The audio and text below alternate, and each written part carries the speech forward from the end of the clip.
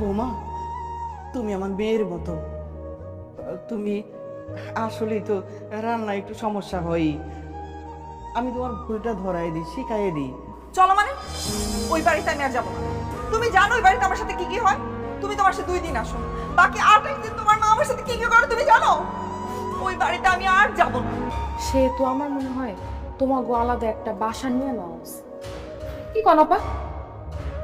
হ্যাঁ আরে বাবা, তুই জিদ করিস না।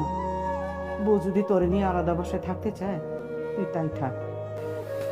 মা, যদি আমার আলাদা বাসা নিতে হয়, আমি তোমার নিয়ে বাসা নিব।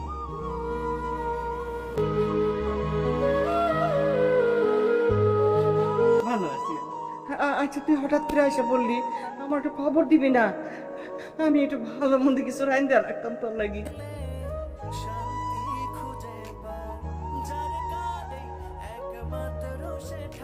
আমি আর আপনার ছেলে মিলে আপনাদের জন্য বেস্ট বৃদ্ধাশ্রমটাই খুঁজে বের করেছি। এখানের পানি ভালো।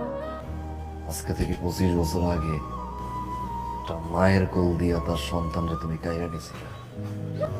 25 বছর পর তোমার কোল দিয়ে তোর সন্তানরে